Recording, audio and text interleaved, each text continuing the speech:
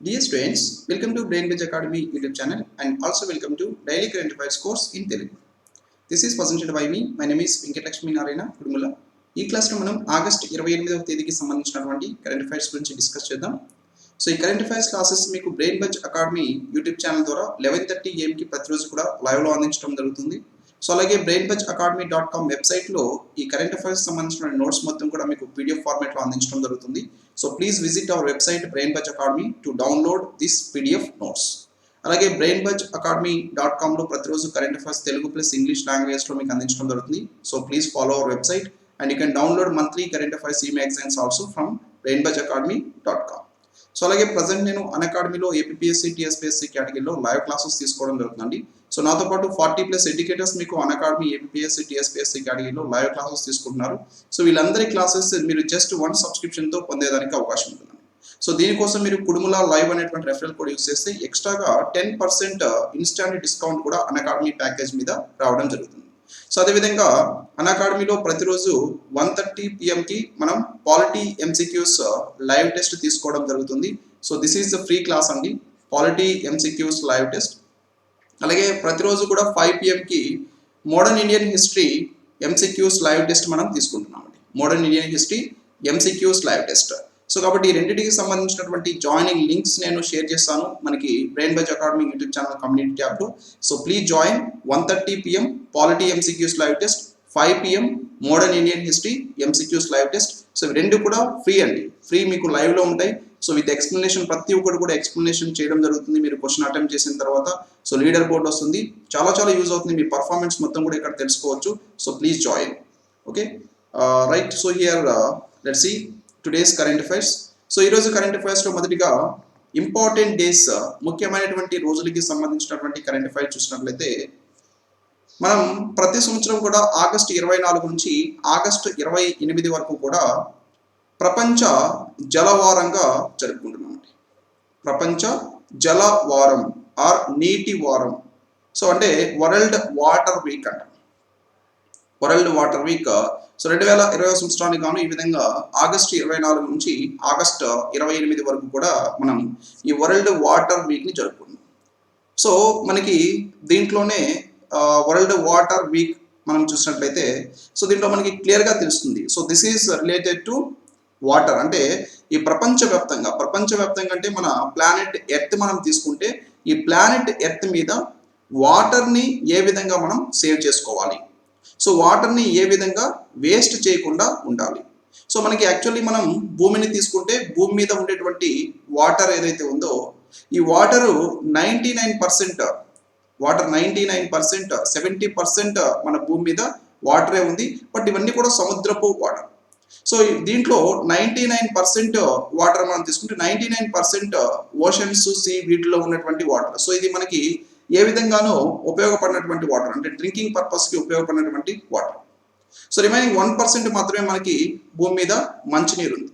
So కాబట్టి 1% ఉండేటువంటి మంచినీరు కూడా చాలా వరకు ఎక్కువ భాగం మనకి మంచు రూపంలోనే ఉంది. సో అది కూడా మనం యూజ్ చేయడం. సో రిమైనింగ్ పర్సంటేజ్ ఏదైతే రిమైనింగ్ పర్సంటేజ్ చాలా తక్కువ 0.5 కంటే తక్కువ ఉంటుంది. సో దీన్ని వచ్చేసి మనకి పర్టికులర్లీ మన సరస్సులో కానీ నదుల్లో కానీ సో అండర్ గ్రౌండ్ వాటర్ కానీ ఇవన్నీ కూడా మనం తీసుకోవడం జరుగుతుంది.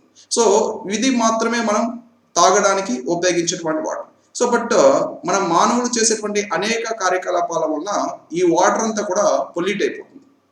సో అందువలన మనకి డ్రింకింగ్ పర్పస్ కోసం వాటర్ అనేది చాలా వరకు చాలా ప్రాంతాల్లో లభించట్లేదు.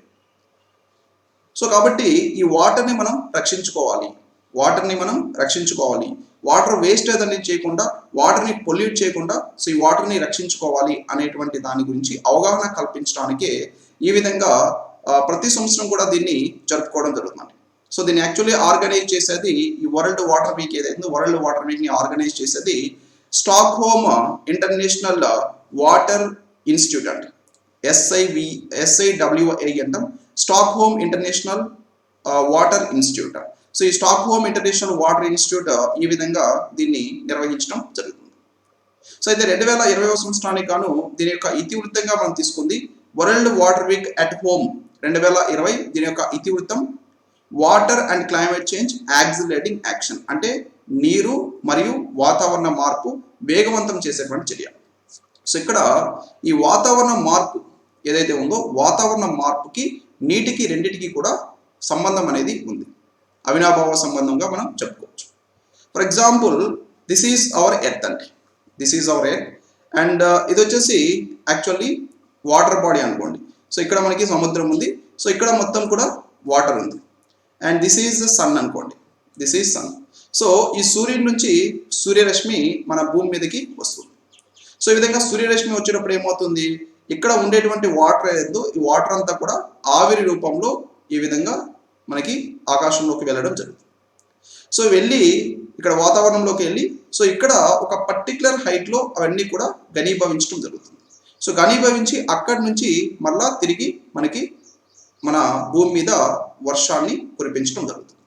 సో ఆ విధంగా పడేటువంటి వర్షం వలన మన భారతదేశంలో కానీ ప్రపంచంలో ఎక్కడైనా సరే ఈ నదుల్లో నీరు చేరడం, సో ఈ విధంగా సరస్సుల్లో నీరు చేరడం, అండర్ గ్రౌండ్ వాటర్ అనేది పెరగడం ఈ విధంగా జరుగుతుంది. వాటిని మనం డ్రింకింగ్ పర్పస్ కోసం వీటి కోసం ఎక్కువగా ఉపయోగించడం జరుగుతుంది. సో అయితే ఇక్కడ ఇది వాటర్ సైకిల్, యాక్చువల్లీ ఈ విధంగా వాటర్ సైకిల్ అనేది జరుగుతూ ఉంటుంది, ఈ విధంగా వాటర్ సైకిల్ అనేది జరుగుతూ ఉంటుంది. సో అయితే ఇక్కడ మనం క్లైమేట్ చేంజ్కి వచ్చేసరికి అంటే వాతావరణ మార్పుకి వచ్చేసరికి మనం ఈ భూమి మీద మనకి లభించేటువంటి న్యాచురల్ రిసోర్సెస్ ఏవైతున్నాయో సహజ వనరులు, ఈ సహజ వనరుల్ని మనం అత్యధికంగా ఉపయోగిస్తున్నాం. సో ఈ సహజ వనరుల్ని అత్యధికంగా ఉపయోగించడం వల్ల వీటి నుంచి కార్బన్ డైఆక్సైడ్ కానీ కార్బన్ మోనాక్సైడ్ కానీ సో ఇలాంటి కొన్ని గ్రీన్ హౌస్ గ్యాసెస్, ఈ గ్రీన్ హౌస్ గ్యాసెస్ ఏమవుతున్నాయి వాతావరణంలోకి రిలీజ్ అవుతున్నాయి. సో ఈ గ్రీన్ హౌస్ గ్యాసెస్ ఎక్కువగా వాతావరణంలోకి రిలీజ్ అవడం వల్ల ఈ సూర్యరశ్మి ఏదైతే ఉందో దీని నుంచి వచ్చేటువంటి హీట్ని ఇవి ఎక్కువగా వాటిలోకి తీసుకుంటున్నాయి ఈ అణువులు. సో తీసుకొని ఇవి ఈవినింగ్ అయినప్పటికీ కూడా ఇవి చాలా ఈజీగా హీట్ని లోపల తీసుకుంటే, పర్టికులర్లీ కార్బన్ డైఆక్సైడ్ అణువులు. సో కానీ ఆ హీట్ని రిలీజ్ చేయవు. ఆ హీట్ని రిలీజ్ చేయకపోవడం వల్ల ఏమవుతుంది, సో ఈవినింగ్ అయినా సరే మన భూమి చల్లబడవలసింది కాస్త సో ఇక్కడ మొత్తం కూడా హీట్ ఎక్కువగా ఉంటుంది. సో అప్పుడు ఈ యావరేజ్ టెంపరేచర్ ఏదైతే ఉందో ఈ యావరేజ్ టెంపరేచర్ అనేది పెరిగిపోతుంది. సో యావరేజ్ టెంపరేచర్ పెరిగిపోవడాన్ని ఈ విధంగా గ్లోబల్ వార్మింగ్ అంటాం. ఈ విధంగా యావరేజ్ టెంపరేచర్ పెరగడాన్ని గ్లోబల్ వార్మింగ్ అంటాం. సో యావరేజ్ టెంపరేచర్ పెరిగిపోవడం వల్ల ఏమవుతుంది, సో ఇక్కడ పర్టికులర్గా ఈ నీటి ఆవిరి ఏదైతే ఉందో ఈ నీటి ఆవిరి యాక్చువల్గా ఇక్కడికి వెళ్ళి ఘనీభవించి అక్కడి నుంచి వర్షం పడవలసింది కాస్త సో ఇక్కడ హీట్ ఎక్కువగా ఉండడం వల్ల సో ఇక్కడ వర్షం పడేదానికి అవకాశం అనేది లేకుండా పోతుంది. ఇది ఇక్కడే వీటిలోనే కలిసిపోవడం జరుగుతుంది. సో కాబట్టి అలాంటి ప్రాంతాలు వర్షం పడకపోవడం వల్ల మొత్తం కూడా డెజర్ట్స్గా మారిపోతాయి, మొత్తం కరువు ప్రాంతాలుగా మారిపోతాయి, మొత్తం ఎడారులుగా మారిపోయేదానికి అవకాశం ఉంది. సో అదేవిధంగా మన భూమి మీద మంచు రూపంలో ఉన్నటువంటి నీరు ఏదైతే ఉందో సో దీనికి కారణంగా మనకి నదులు, జీవనదులు ఉంటాయి. ఈ జీవనదులు ఆ మంచు కొండల్లోంచి ప్రవహిస్తూ ఉంటాయి. సో ఈ మంచు కొండలన్నీ కూడా ఒక్కసారిగా ఈ హీట్ ఎక్కువైపోవడం వల్ల అవి కరిగిపోవడం వల్ల నీరంతా కూడా ఎక్కువ సముద్రంలోకి వెళ్ళిపోతుంది. అప్పుడు సముద్ర మట్టం యొక్క లెవెల్ పెరుగుతుంది. సముద్ర మట్టం యొక్క లెవెల్ పెరగడం వల్ల ఏమవుతుంది, సో ఆ సముద్రానికి కోస్ట్కి దగ్గరగా ఉన్నటువంటి నగరాలు ఇవన్నీ కూడా మునిగిపోవడం జరుగుతుంది. చాలా ఐలాండ్స్ కానీ ఇవన్నీ కూడా మునిగిపోవడం జరుగుతుంది.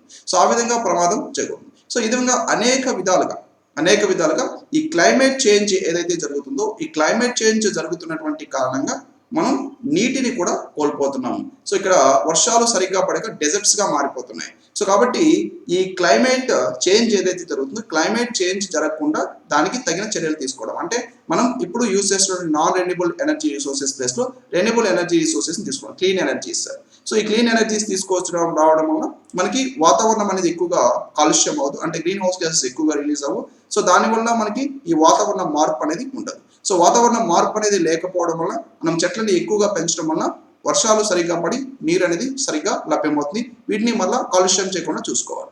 సో కాబట్టి ఇవన్నీ కూడా చేయాలి. సో కాబట్టి ఇక్కడ నీరు మరియు వాతావరణ మార్పు ఏదైతే ఉందో నీటిని మనం రక్షించుకోవడం కానీ నీటిని సేవ్ చేసుకోవడం కానీ అలాగే వాతావరణ మార్పుకి కారణమైనటువంటి అంశాలు ఏవైతున్నాయో వాటిని తగ్గించడం, వాతావరణ మార్పు రాకుండా చేయడం. సో వీటి కోసం చేపట్టేటువంటి చర్యల్ని వేగవంతం చేయాలి అనేది ఈ 2020 సంవత్సరానికి గాను వరల్డ్ వాటర్ వీక్ యొక్క ఇతివృత్తంగా తీసుకోవడం జరిగింది. సో అయితే 2020 సంవత్సరంలో ఈ COVID-19 మహమ్మారి కారణంగా దీన్ని వర్చువల్గా నిర్వహించడం జరిగింది. వరల్డ్ వాటర్ వీక్ ఏదైతే ఉందో ఈ వరల్డ్ వాటర్ వీక్ని వర్చువల్గా నిర్వహించడం జరిగింది. వీడియో కాన్ఫరెన్స్ ద్వారా దీన్ని నిర్వహించడం జరిగింది. అండ్ దీన్ని ప్రతి సంవత్సరం కూడా నిర్వహించేది స్టాక్హోమ్ ఇంటర్నేషనల్ వాటర్ ఇన్స్టిట్యూట్ అంట. స్టాక్హోమ్ ఇంటర్నేషనల్ వాటర్ ఇన్స్టిట్యూట్ 1991 సంవత్సరం నుంచి ఈ విధంగా వరల్డ్ వాటర్ వీక్ని నిర్వహించడం జరుగుతుంది.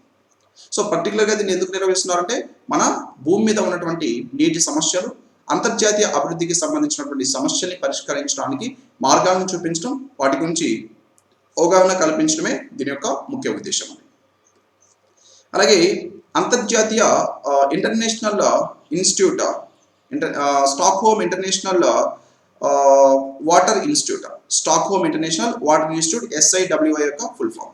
సో దీని యొక్క ప్రస్తుత ఎగ్జిక్యూటివ్ డైరెక్టర్గా ఉన్నటువంటి వ్యక్తి టోర్గ్నీ హోల్మ్గ్రెన్. అలాగే దీని యొక్క ప్రధాన కార్యాలయం స్వీడన్ దేశంలోని స్టాక్హోమ్లో ఉంటుందండి. సో అలాగే మనం 2020 సంవత్సరానికి గాను మహిళల సమానత్వ దినోత్సవాన్ని జరుపుకున్నాం. సో ఇది యాక్చువల్గా యునైటెడ్ స్టేట్స్ ఆఫ్ అమెరికా దేశానికి సంబంధించినటువంటిది. మహిళల సమానత్వ దినోత్సవం 2020. సో యాక్చువల్గా యునైటెడ్ స్టేట్స్ ఆఫ్ అమెరికాలో ప్రతి సంవత్సరం కూడా దీన్ని జరుపుకుంటారు. ఆగస్టు 26వ తేదీన యునైటెడ్ స్టేట్స్ ఆఫ్ అమెరికాలో జరుపుకుంటారు. అయితే 2020 సంవత్సరానికి గాను 100వ మహిళల సమానత్వ దినోత్సవాన్ని అమెరికాలో జరుపుకోవడం జరిగింది. 100వ దినోత్సవం, 100వ వార్షికోత్సవం ఇది. సో ఇది ఎందుకు జరుపుకుంటారంటే యాక్చువల్గా ఇంతకుముందు ఈ అమెరికా దేశం యొక్క రాజ్యాంగాన్ని తీసుకుంటే అమెరికా దేశం యొక్క రాజ్యాంగం పురుషులకి మహిళలకి సమానమైనటువంటి విధానంగా ఓటు హక్కు కల్పించలేదండి. సో ఇక్కడ మహిళలకి ఓటు హక్కు లేకుండా ఇంతకుముందు రాజ్యాంగం అనేది అమెరికాలో ఉండేది. సో అయితే తర్వాత 1920వ సంవత్సరంలో అమెరికా దేశం యొక్క రాజ్యాంగాన్ని సవరించారు. సో ఈ విధంగా సవరించినటువంటిది 19వ సవరణ అమెరికా దేశం యొక్క రాజ్యాంగానికి. సో ఈ 19వ రాజ్యాంగ సవరణ చేసి అమెరికా దేశంలో లింగ ప్రాతిపదికన, పౌరుల ప్రాతిపదికన ఓటు హక్కుని తిరస్కరించడం ఏదైతే ఉందో దాన్ని తొలగించడం జరిగింది. భారత రాజ్యాంగం నుంచి అమెరికా దేశం యొక్క రాజ్యాంగం నుంచి దాన్ని నిషేధించడం జరిగింది. సో ఆ విధంగా మహిళలకి కూడా సమానత్వం ఇచ్చి మహిళలకి కూడా ఈ విధంగా రాజ్యాంగబద్ధమైనటువంటి ఓటు హక్కుని కల్పించడం జరిగింది. సో ఇలాగా ఈ అమెరికాలో మహిళలకి కూడా ఏదైతే రాజ్యాంగబద్ధమైనటువంటి ఓటు హక్కు లభించిందో ఈ ఓటు హక్కు లభించినటువంటి ఈ రోజుని ఆగస్టు 26ని ఈ విధంగా ప్రతి సంవత్సరం కూడా ఈ అమెరికా దేశంలో వచ్చినటువంటి ప్రెసిడెంట్స్ ఎవరైతే ఉన్నారో ఆ ప్రెసిడెంట్స్ ప్రతి సంవత్సరం కూడా దీనికి గుర్తుగా ఈ రోజుని నిర్వహించడం జరుగుతుంది. సో యాక్చువల్గా రిచర్డ్ విక్సన్ మొట్టమొదటిసారిగా ఈ రోజుని ప్రకటించడం జరిగింది. సో అప్పటి నుంచి 1972లో దీన్ని ప్రకటిస్తే సో అప్పటి నుంచి ప్రతి సంవత్సరం కూడా యునైటెడ్ స్టేట్స్ ఆఫ్ అమెరికా దేశం యొక్క అధ్యక్షుడు ఆగస్టు 26న మహిళల సమానత్వ దినోత్సవంగా పేర్కొంటూ దానికి సంబంధించిన ప్రకటన విడుదల చేయడం జరుగుతుంది. సో నెక్స్ట్ అంతర్జాతీయ అంశాలకి సంబంధించినటువంటి కరెంట్ ఫైట్స్. భారత్ వియత్నాం మధ్య జరిగిన ఉమ్మడి కమిషన్ 17వ సమావేశం. So this is the most important. So రీసెంట్గా మనం డిస్కస్ చేసుకున్నాం, మన భారతదేశానికి యునైటెడ్ అరబ్ ఎమిరేట్స్కి మధ్య 13వ ఉమ్మడి కమిషన్ సమావేశం జరిగింది. భారతదేశానికి అలాగే యునైటెడ్ అరబ్ ఎమిరేట్స్కి. సో దీని తర్వాత ఇప్పుడు మన భారతదేశానికి వియత్నాం దేశానికి మధ్య ఉమ్మడి కమిషన్ సమావేశం అంటే జాయింట్ కమిషన్ రీసెంట్గా జరిగింది. సో ఇది ఎన్నవ సమావేశం అంటే 17వ సమావేశం. యునైటెడ్ అరబ్ ఎమిరేట్స్కి భారతదేశానికి మధ్య జరిగినటువంటి సమావేశం ఏంటంటే 13వ సమావేశం. సో ఈ భారతదేశానికి వియత్నాం దేశానికి మధ్య జరిగినటువంటి 17వ ఉమ్మడి కమిషన్ సమావేశం ఏదైతే ఉందో దీనికి మన భారతదేశం యొక్క ప్రస్తుత విదేశాంగ శాఖ మంత్రి ఎస్ జయశంకర్, అదేవిధంగా ఈ వియత్నాం దేశానికి సంబంధించినటువంటి విదేశాంగ శాఖ మంత్రి ఫామ్ బిన్ మిన్. సో వీళ్ళిద్దరు కూడా సహా అధ్యక్షులుగా వ్యవహరించి ఈ విధంగా వీళ్ళిద్దరు కూడా దీన్ని త్రూ వీడియో కాన్ఫరెన్స్ వర్చువల్గా ఈ మీటింగ్ని కండక్ట్ చేయడం జరిగింది.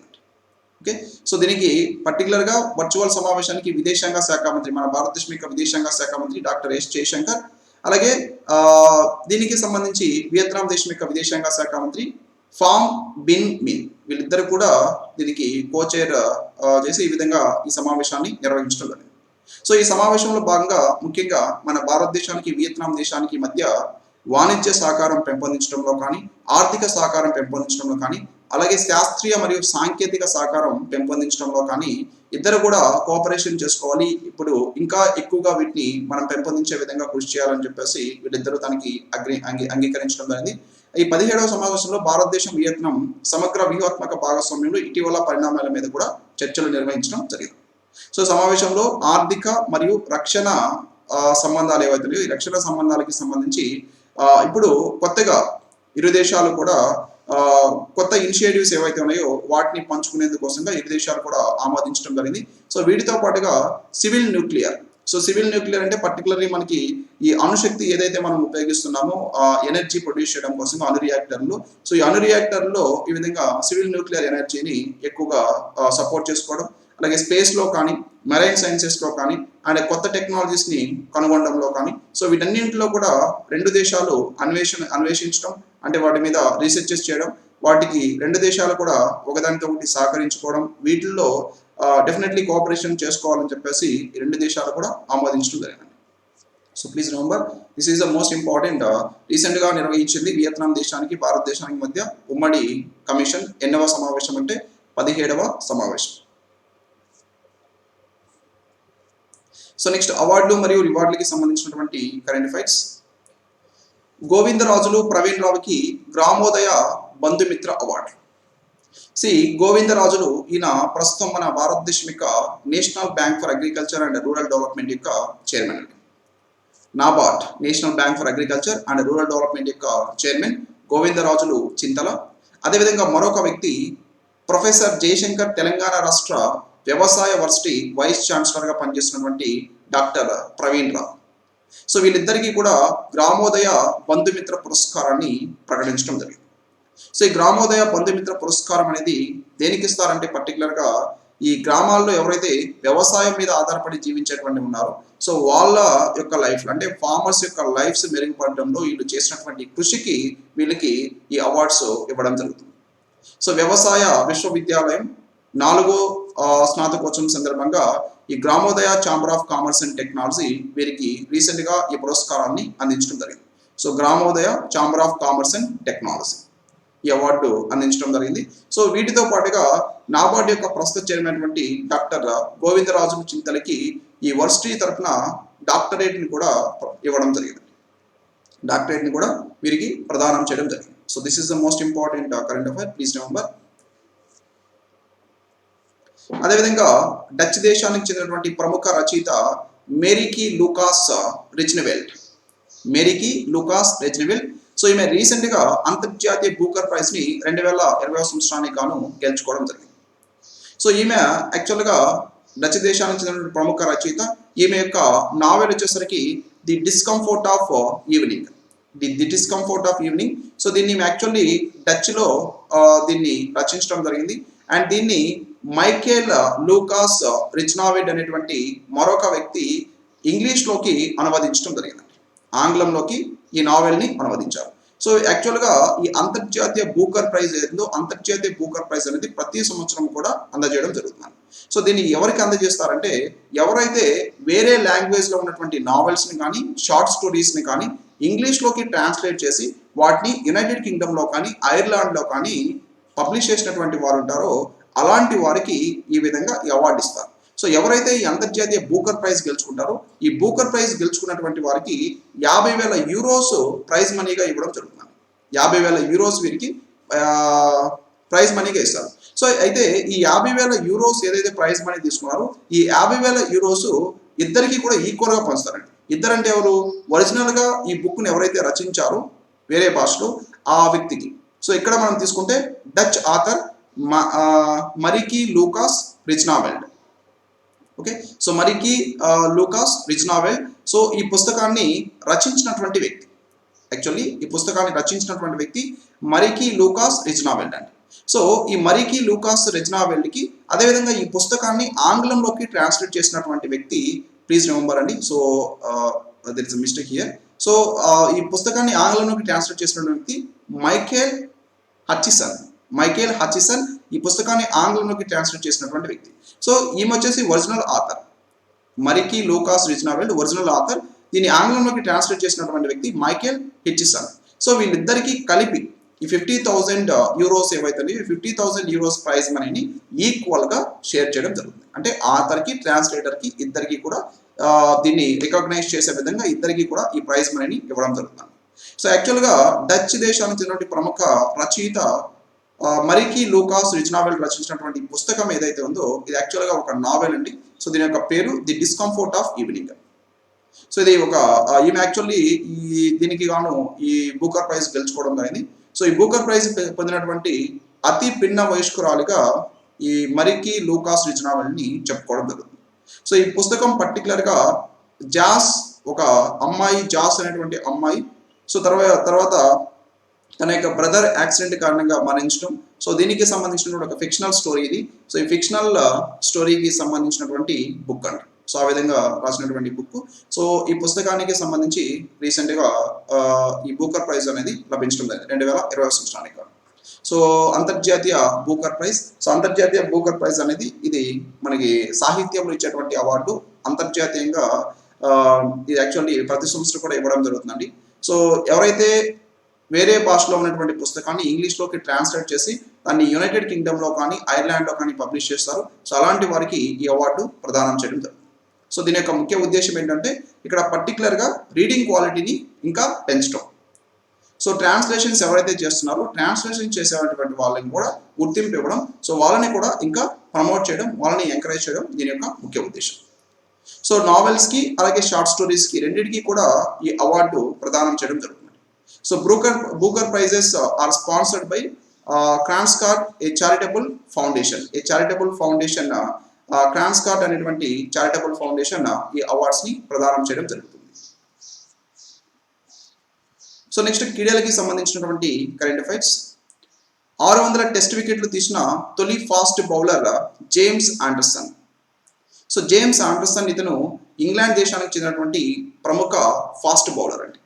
సో ఇతను అత్యంత వేగంగా 600 వికెట్లు టెస్ట్ మ్యాచ్ల్లో తీసినటువంటి క్రీడాకారుడిగా ఇప్పుడు గుర్తింపు పొందడం జరిగింది.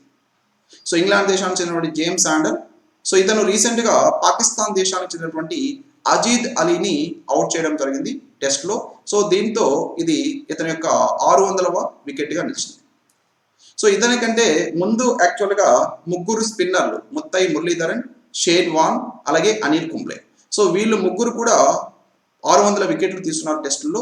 సో వీళ్ళ ముగ్గురు తర్వాత వీళ్ళు యాక్చువల్లీ ముగ్గురు కూడా స్పిన్నర్లు, బట్ ఇతను జేమ్స్ ఆండర్సన్ వచ్చేసి ఇతను ఫాస్ట్ బౌలర్. సో ఈ విధంగా 600 వికెట్స్ అత్యంత వేగంగా తీసినటువంటి ఫాస్ట్ బౌలర్ జేమ్స్ ఆండర్సన్. ఓవరాల్గా వీళ్ళ ముగ్గురి తర్వాత అత్యంత వేగంగా ఈ ముగ్గురి తర్వాత ఓవరాల్గా 600 టెస్ట్ వికెట్లు తీసినటువంటి వ్యక్తి జేమ్స్ ఆండర్సన్. అంటే ఇతను ఫోర్త్ పర్సన్. సో నెక్స్ట్ మరణాలకి సంబంధించినటువంటి current affairs.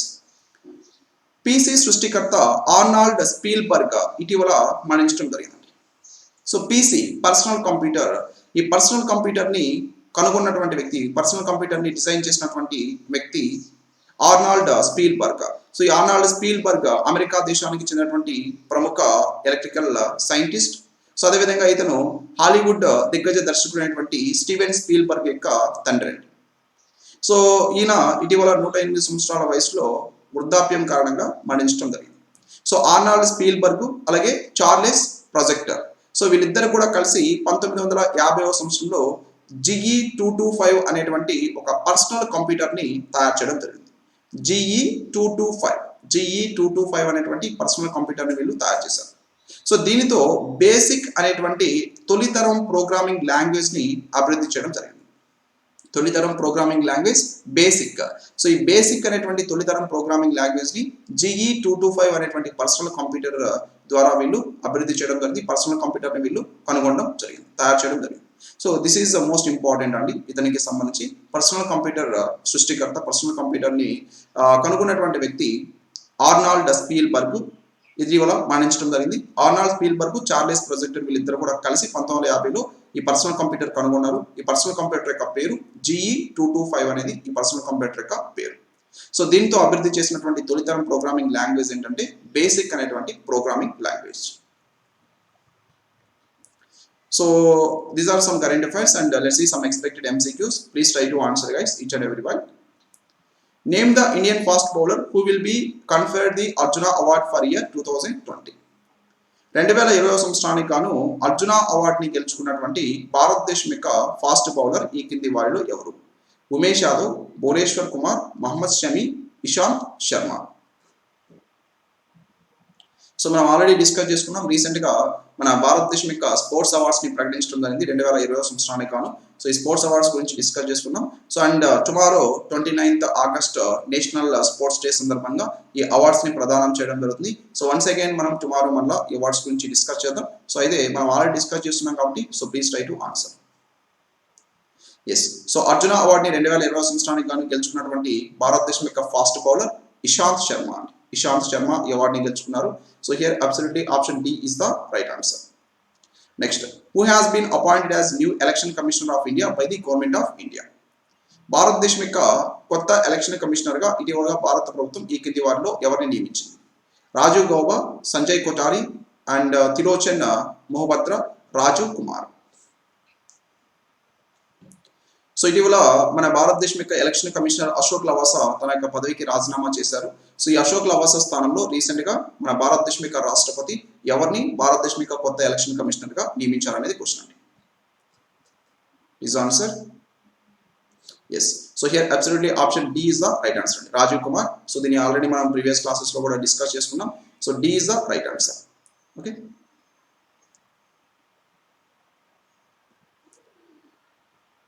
which of the following Indian golf players will be conferred the Arjuna Award for 2020? 2020 సంవత్సరానికి గాను ఈ కింది వాళ్ళు ఏ గోల్ఫ్ క్రీడాకారులు 2000 అర్జున అవార్డుని గెలుచుకున్నారు? రిధిమా దిల్వారి, దీక్షా దాగర్, స్మృతి మెహ్రా, అదితి అశోక్.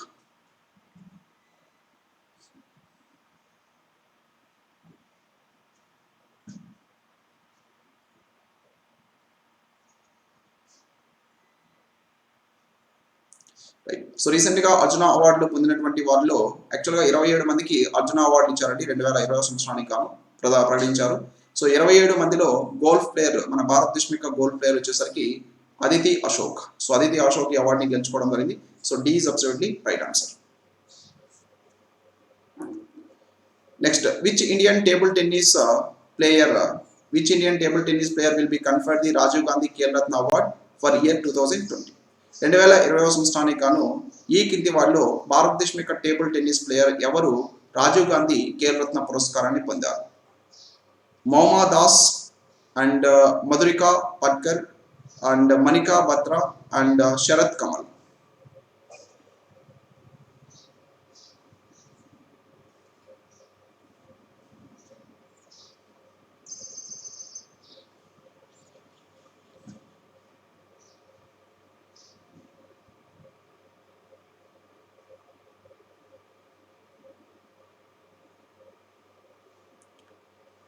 సో 2020 సంవత్సరానికి గాను రాజీవ్ గాంధీ ఖేల్ రత్న పురస్కారం. సో రాజీవ్ గాంధీ ఖేల్ రత్న పురస్కారం అనేవి మన భారతదేశంలోని స్పోర్ట్స్ కేటగిరీలో అత్యున్నత అవార్డు. సో వీటిని 5గురికి ఇవ్వడం జరిగింది 2020 సంవత్సరానికి గాను. వారిలో table tennis player Manika Batra. So Manika Batra ఈ అవార్డుని గెలుచుకున్నారు. So here she is absolutely right answer. Next, which Indian wrestler will be conferred the Rajiv Gandhi Khel Ratna award for year 2020? 2020 సంవత్సరానికి గాను భారతదేశం యొక్క ఈ కింది వారిలో ఏ రెజ్లర్ రాజీవ్ గాంధీ ఖేల్ రత్న పురస్కారానికి ఎంపికయ్యారు? Neha Rathi, Geetika Jakhar and Sakshi Malik, Vinesh Phogat.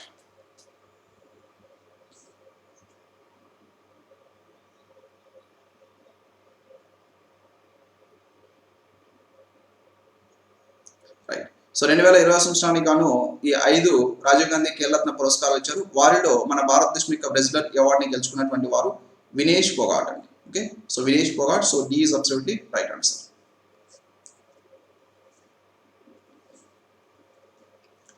Who has won the world's snooker championship 2020? 2020 సంవత్సరానికి గాను ప్రపంచ స్నూకర్ ఛాంపియన్షిప్ విజేతగా ఈ కింది వారిలో ఎవరు నిలిచారు? Judd Trump, Mark Selby, Mark Williams, రోనివో Sullivan.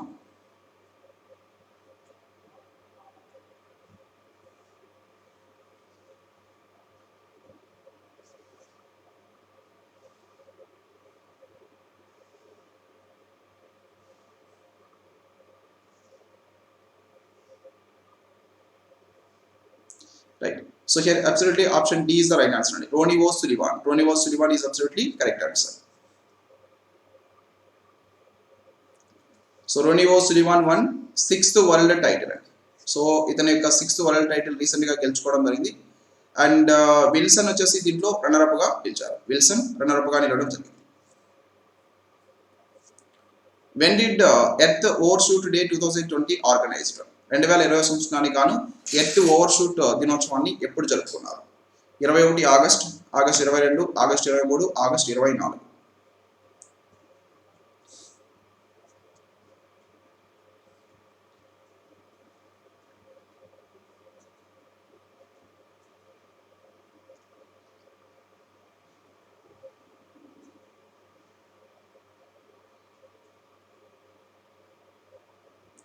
Right. So here absolutely option B is the right answer. Earth overshoot day 2020 సంవత్సరానికి గాను మనం ఆగస్ట్ 22వ తేదీన జరుపుకోవడం జరిగింది. సో ఎర్త్ ఓవర్షూట్ డే అనేది ఏంటంటే, సో యాక్చువల్గా మన భూమి మనం తీసుకుంటే మన భూమి మీద మన భూమి మనకి అనేక సహజ వనరుల్ని కల్పించడం జరిగింది. సో బయలాజికల్ రీసోర్సెస్ సర్వీసెస్ ఏవైతేనేవో ఇవి మన మానవులు ఈ ఎర్త్ మరలా తిరిగి వాటిని జనరేట్ చేసే దానికంటే కూడా అత్యధికంగా ఉపయోగించడం జరుగుతుంది. సో కాబట్టి ఈ ఎర్త్ ఏదైతే ఈ బయలాజికల్ రిసోర్సెస్ని కానీ అలాగే సర్వీసెస్ని కానీ రీజనరేట్ చేస్తుందో ఆ రీజనరేట్ చేసేదానికంటే కూడా మన మానవులు వాటిని ఎక్కువగా ఉపయోగిస్తున్నట్లయితే సో దాన్ని ఎర్త్ ఓవర్షూట్ డే అంటాం. సో ఈ విధంగా ఈ గ్లోబల్ హెల్త్ ఓవర్షూట్ డేని 2006వ సంవత్సరంలో లాంచ్ చేశారు. సో 2020వ సంవత్సరానికి గాను మనం ఆగస్ట్ 22వ తేదీన దీన్ని జరుపుకోవడం జరిగింది.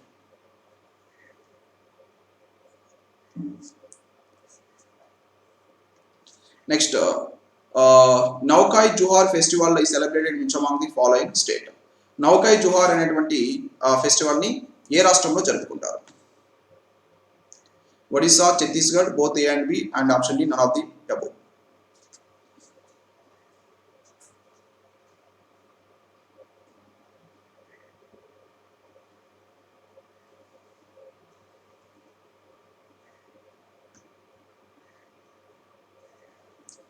రైట్.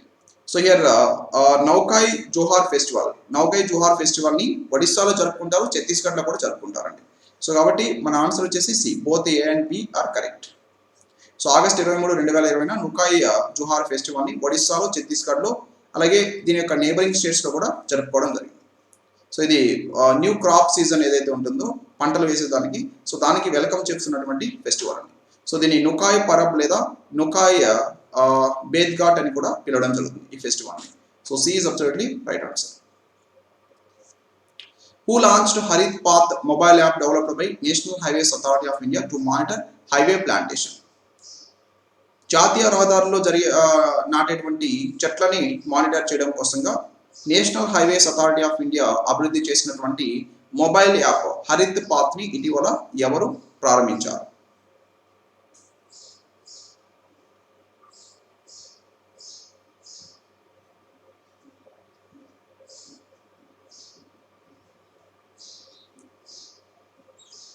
రైట్. సో దీన్ని ప్రారంభించింది రీసెంట్గా మన భారతదేశం యొక్క ప్రస్తుత road transport minister Nitin Gadkari దీన్ని ప్రారంభించారు. So B is absolutely right answer. So మనం ఆల్రెడీ దీని గురించి డిస్కస్ చేస్తున్నాం. So B is absolutely perfect answer. Right. So these are today's current affairs and MCQs. So తప్పకుండా వీడియో మీకు నచ్చినట్లయితే ఈ వీడియోని లైక్ చేయండి, and also share this video with your friends, and also subscribe our channel BrainBudge Academy for more videos. And if you have any queries, if you have any doubts, please comment in the below comment section. Thank you very much.